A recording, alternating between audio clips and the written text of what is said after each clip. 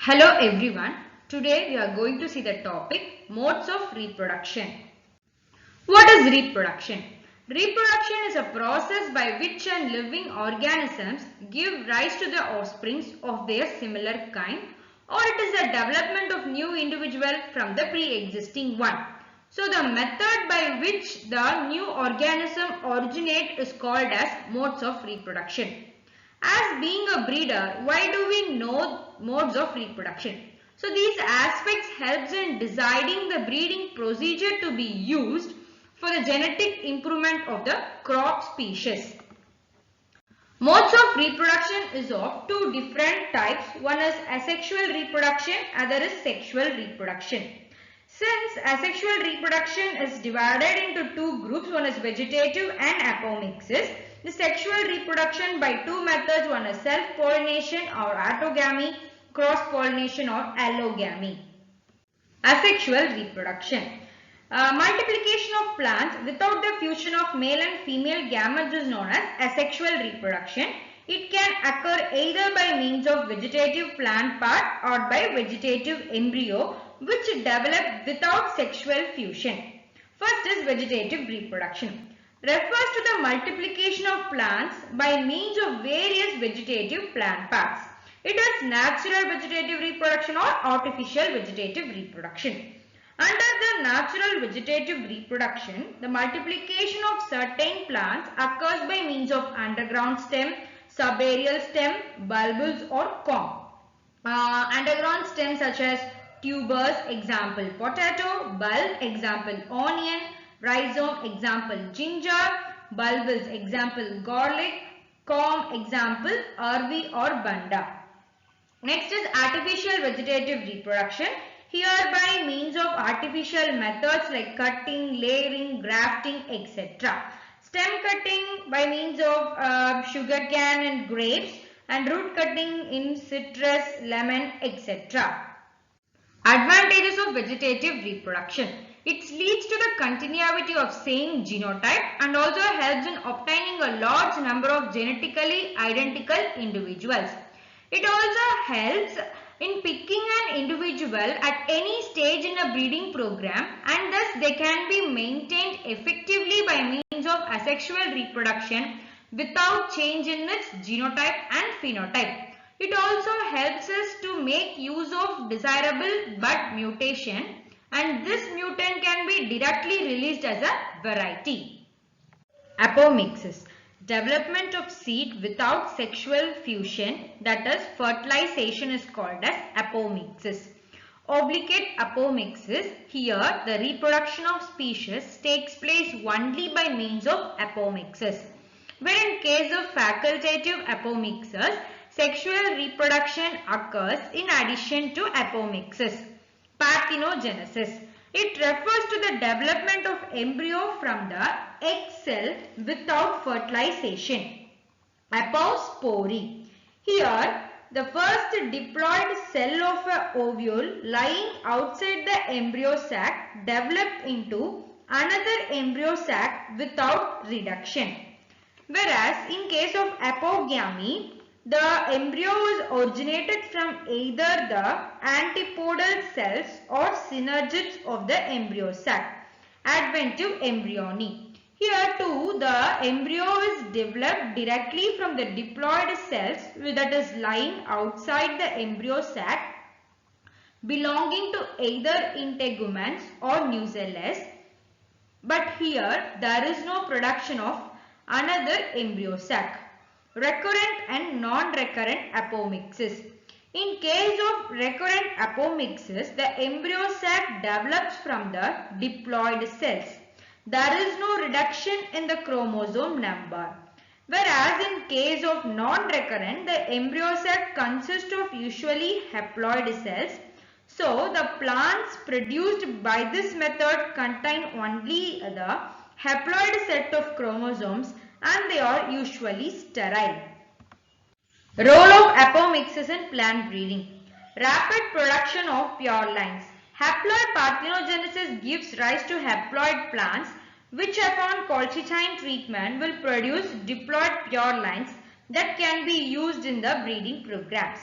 Maintenance of superior genotypes. Seeds produced by means of apomixis, which usually has a characteristics of its mother plant. This apomixis is useful in maintaining the mother plant from generation to generation. Conservation of heterosis. So hybrid vigor may be conserved for many generations by using recurrent apomixis. Sexual reproduction. Sexual reproduction refers to the fusion of male and female gametes which results in the production of embryo. So, in case of sexual reproduction, we need male and the female gametes. Thus, these gametes are produced from the microspores and the megaspores by means of sporogenesis and gametogenesis. This microsporogenesis, so here each anther consists of 4 pollen sacs. Each pollen sacs have numerous pollen mother cells, and these mother cells undergo meiotic division to produce 4 haploid microspores. This is called as microsporogenesis. Here each ovary has a single megaspore mother cell, and this undergo meiosis division to form 4 haploid megaspores called as megasporogenesis.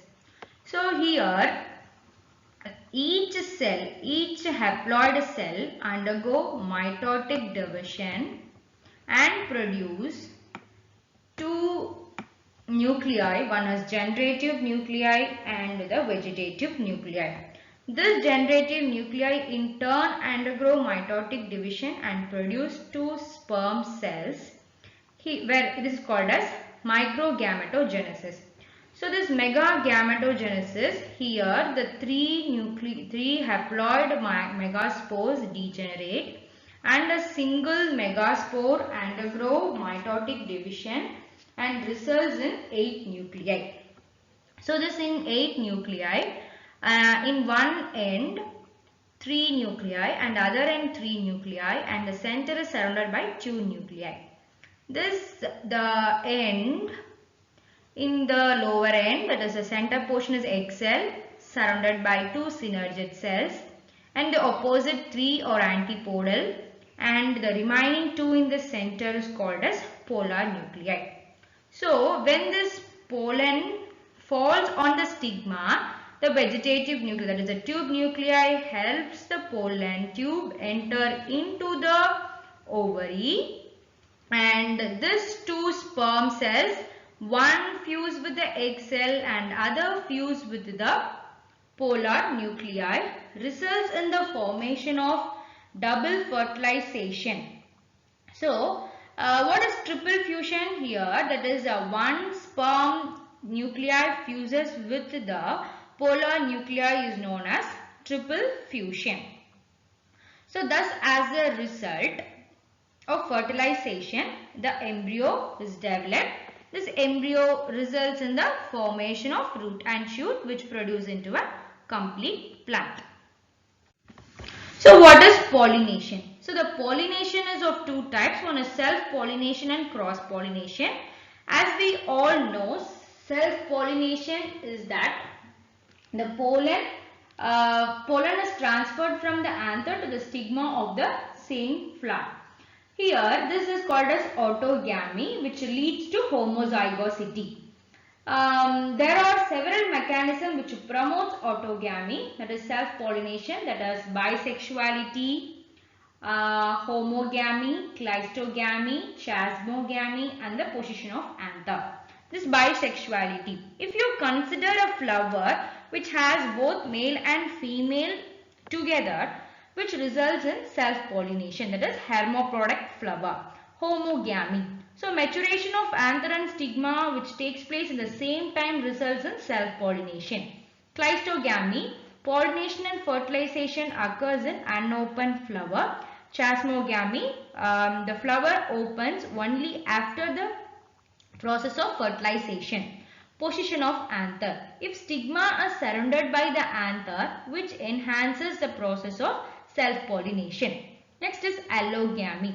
So here it is known as outbreeding, which leads to heterozygosity, that is pollen from other plant falls into the stigma of an other plant.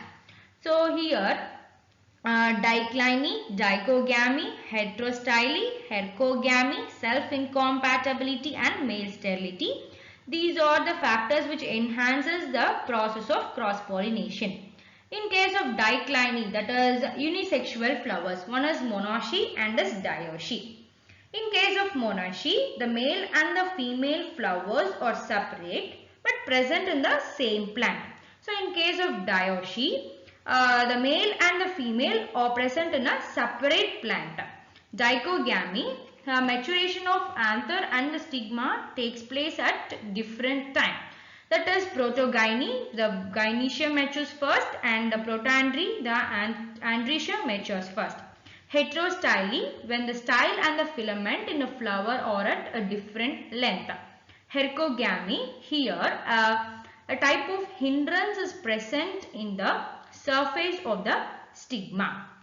Self-incompatibility. So the inability of the fertile pollen to fertilize the same flower is called as self-incompatibility. Male sterility, the pollen is non-functional, which results in the process of cross-pollination. Significance of pollination, gene action. So mode of expression of genes for various characters in a population is of two types, one is additive and non-additive. This additive is associated with self-pollinated species, that is homozygosity, and non-additive in case of cross-pollinated species, that is heterozygosity. Genetic constituents, heterozygous, homozygous, homogeneous, heterogeneous. These are four different types of breeding population. This heterozygous individuals is very similar in cross-pollinated, and this homozygous is mainly associated with self-pollination. Adaptability refers to the stable performance of a variety over a wide range of environmental conditions. So the cross-pollinated species have better adaptability than the self-pollinated species because of the more heterozygosity in its genotype.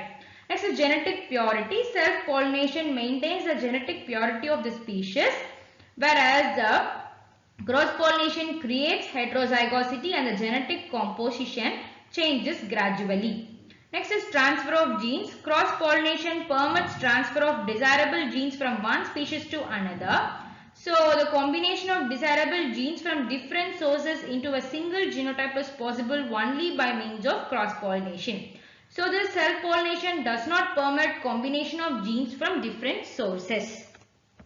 Thank you.